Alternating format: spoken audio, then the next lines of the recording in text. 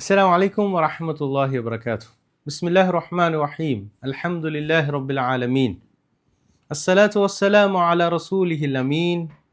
رب اشرح لي صدري ويسر لي أمري واحلل عقدة من لساني يفقهوا قولي.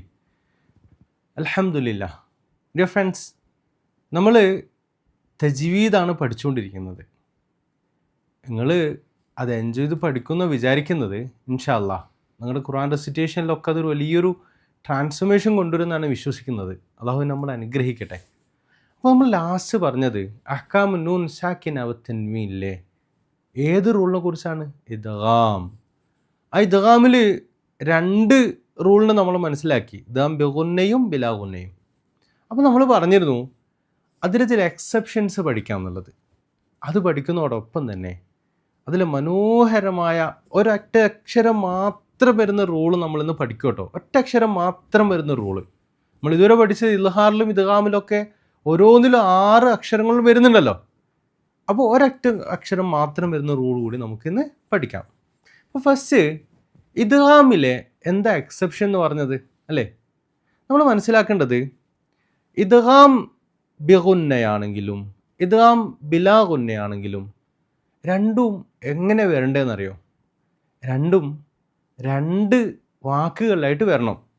For example, ഇത് നൂനു സാക്കിന വ തൻവീൻ അതിലേതെങ്കിലും ഒന്ന് ഒരു വാക്കിലാണ് വരുന്നെങ്കിൽ മറ്റേത് ബാക്കി അക്ഷരങ്ങളുണ്ടല്ലോ, അതിന് തുടർന്ന് വരുന്ന അക്ഷരങ്ങൾ, നമ്മൾ അതിൻ്റെ ഭാഗമായി വരുന്ന അക്ഷരങ്ങൾ, ഇദ്ഗാമിൻ്റെ അക്ഷരങ്ങൾ ഏതൊക്കെയാണ്? യർമലൂൻ എന്തെങ്കിലും വരുന്ന 6 അക്ഷരങ്ങൾ അതെന്ത് ചെയ്യണം?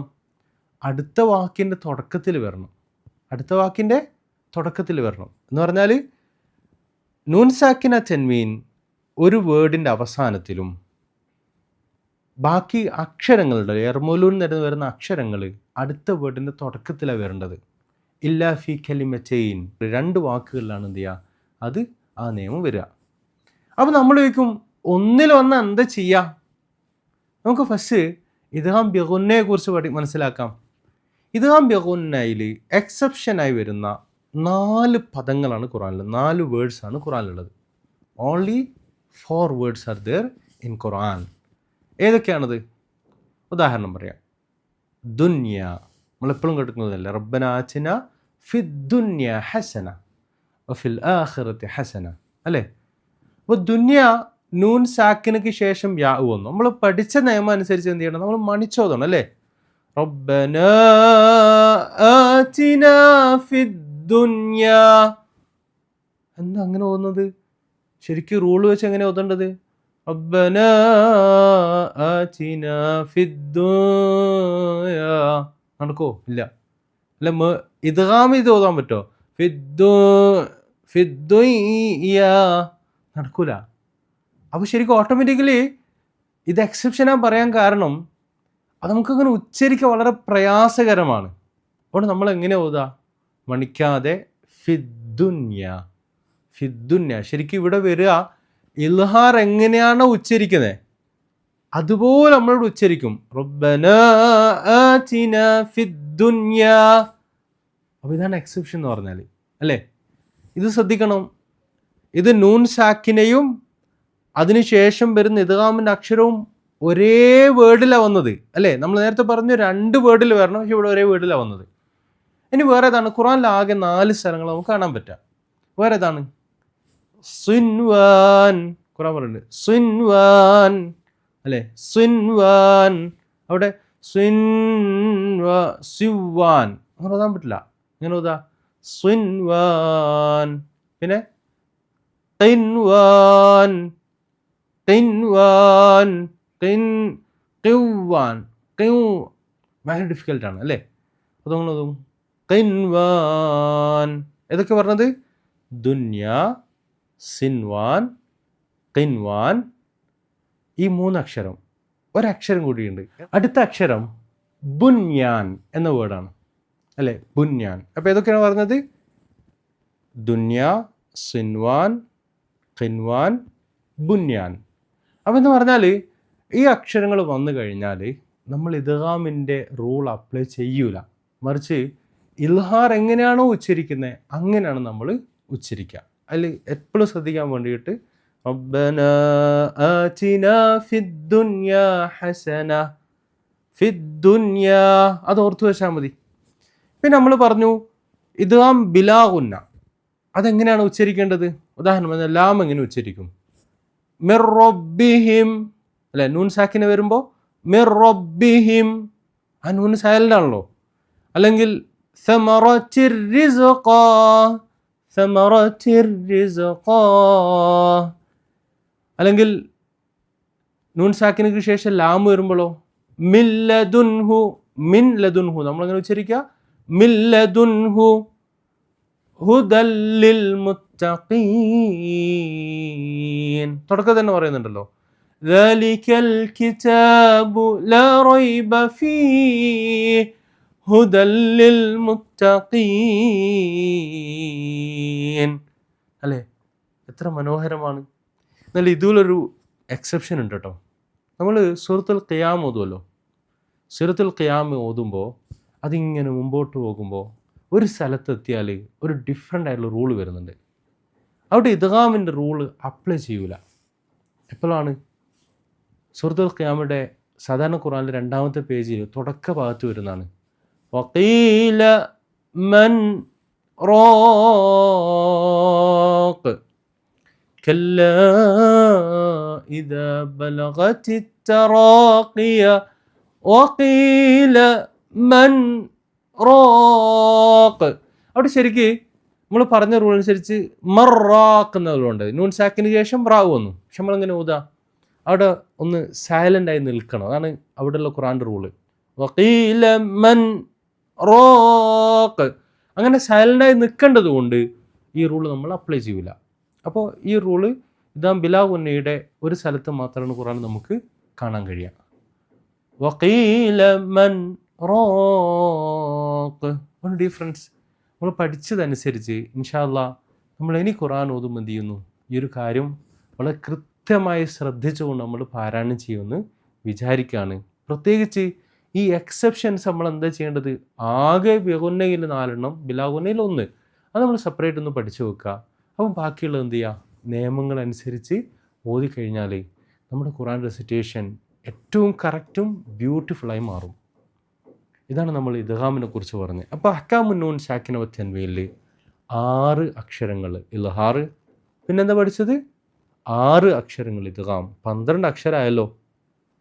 ഇനി അടുത്ത ഒരക്ഷരമുണ്ട് ബാ, ഒരൊറ്റൊരക്ഷരം. ഈ ബാഇന് നൂൻ സാക്കിനക്ക് തൻവീന് ശേഷം ബാ വന്നു കഴിഞ്ഞാൽ അതിന് പറയുന്ന പേര് ഇഖ്ലാബ് എന്ന. ഇഖ്ലാബ് എന്ന. എന്താ ഇഖ്ലാബ് എന്ന് പറയാൻ കാരണം? ഇഖ്ലാബ് പറയാൻ കാരണം ഇങ്ങനെ മാറ്റി മറിക്കുക എന്ന് പറഞ്ഞാൽ നൂനിനെ എന്താക്കി മാറ്റും? മീമാക്കി മാറ്റും. ഉദാഹരണം പറഞ്ഞാൽ മിൻ ബഅദി ദാലിക, മിൻ ബഅദി, മിൻ ബഅദി എന്നാ അല്ലേ, മിൻ ബഅദി. പക്ഷെ നമ്മൾ ഓതും ഇങ്ങനെ ഓതാ മിൻ ബഅദി, മിൻ ബഅദി. അത് ഓട്ടോമാറ്റിക്കലി നമ്മൾ അറബിയിൽ പ്രൊനൗൺസ് ചെയ്യുമ്പോൾ അതൊരു നോൺ അറബ് ആണെങ്കിൽ ആരാണെങ്കിലും ഉച്ചരിക്കുമ്പോൾ അങ്ങനെയാണ് ഉച്ചരിക്കാൻ കഴിയുക, അല്ലെങ്കിൽ ഭയങ്കര പ്രയാസമാണ്. ഉദാഹരണം മിൻ ബഅദിക്ക് പകരം നമ്മൾ മിബ്ബഅദിന്നോ അല്ലെങ്കിൽ മിൻ ബഅദിന്നോ, ഭയങ്കര ഡിഫിക്കൽട്ടാണ്, ഭയങ്കര പ്രയാസമാണ്. അപ്പോൾ നമ്മളിങ്ങനെ ഓതും മിൻ ബഅദി എന്ന് തന്നെ പറയും മിൻ മിൻ ബഅദി ദാലിക്, മിൻ ബഅദി ദാലിക് കല്ലാ ലയുംബദന്ന ഫിൽ ഹുതമ, കല്ലാ ലയുംബദന്ന.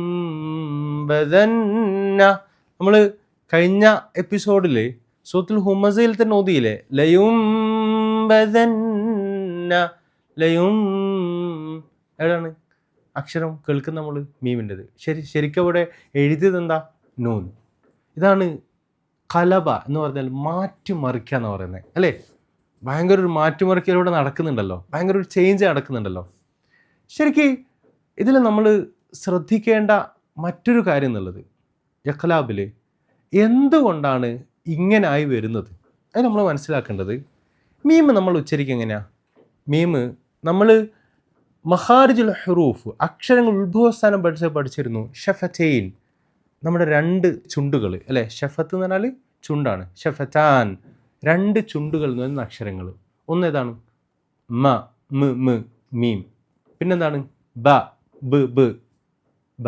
അപ്പോൾ മീമും ബാവും ഒരേ ആർട്ടിക്കുലേഷൻ പോയിന്റിൽ നിന്ന് ഒരേ മഖ്റജിൽ നിന്ന് വരുന്ന നിയമങ്ങളാണ്. ഇതൊക്കെ മീമും ബാവും. അപ്പോൾ നമ്മൾ അതേപോലെ തന്നെ നൂനും മീമും സിഫത്തിൽ ഒന്നിച്ചു വരുന്നവരാ അല്ലെ, രണ്ടും ഇങ്ങനെ മണിച്ചു പോകുന്നുണ്ടല്ലോ, നിങ്ങൾക്ക് പെട്ടെന്ന് മനസ്സിലാകാൻ അങ്ങനെ പറയാൻ പറ്റുക. അപ്പോൾ നമ്മൾ ആലോചിച്ച് നോക്ക്, ഇതുകൊണ്ട് എന്ത് ചെയ്യുന്നു, നൂനിന് ശേഷം ബാ വന്നു കഴിഞ്ഞാൽ അതെന്തിലേക്ക് മാറും, അത് മീമിൻ്റെ ഉച്ചാരണത്തിലേക്ക് മാറുന്നതാണ്. അപ്പോൾ നമ്മളൊന്ന് മനോഹരമായി പാരായണം ചെയ്ത് നോക്ക്. കല്ലലയും ലയും അല്ലേ, എത്ര രസകരമായിട്ട് ഓതും. അപ്പോൾ നമുക്ക് ഇഖ്ലാബിൻ്റെ എക്സാമ്പിൾ നോക്കിയാലോ. ഉദാഹരണം അംബിയ അൻബി, പക്ഷെ നമ്മൾ ഓതും ഇങ്ങനെ അംബിയ മിൻ ബഅദി ദാലിക് സമീഉം ബസീർ സമീഉം ബസീർ. സൂറത്തുൽ സൽസൽ ഓതിയാൽ അതിൽ നമുക്ക് ഇദ്ഗാമിൻ്റെ ഒക്കെ കുറേ ഉദാഹരണം കാണാൻ പറ്റും. നമുക്കൊന്നിച്ച് ഓതാം. അഊദു ബില്ലാഹി മിനശ് ശൈത്വാനിർ റജീം ബിസ്മില്ലാഹിർ റഹ്മാനിർ റഹീം ഇദാ സുൽസിലത്തിൽ അർളു സിൽസാലഹാ വഅഖ്റജത്തിൽ അർളു അത്ഖാലഹാ وقال الإنسان ما لها يومئذ تحدث أخبارها بأن ربك أوحى لها يومئذ يصدر الناس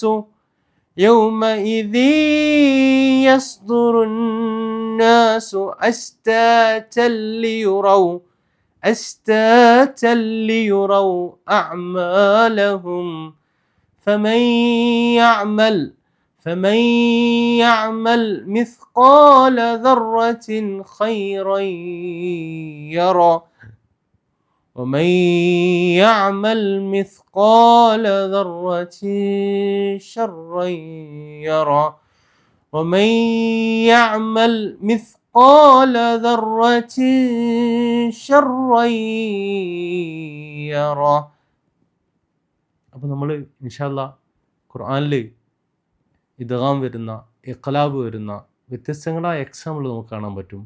അതൊക്കെ നമ്മൾ പരിശോധിക്കുക, ഓതുക, പ്രാക്ടീസ് ചെയ്യുക. അങ്ങനെ നന്നായിട്ട് അള്ളാഹുവിന് ഏറ്റവും ഇഷ്ടപ്പെടുന്ന വിധത്തിൽ ഖുർആൻ പാരായണം ചെയ്യാൻ അള്ളാഹു അനുഗ്രഹിക്കുമാറാകട്ടെ. അസ്സലാമു അലൈക്കും വറഹ്മത്തുള്ളാഹി വബറകാതുഹു.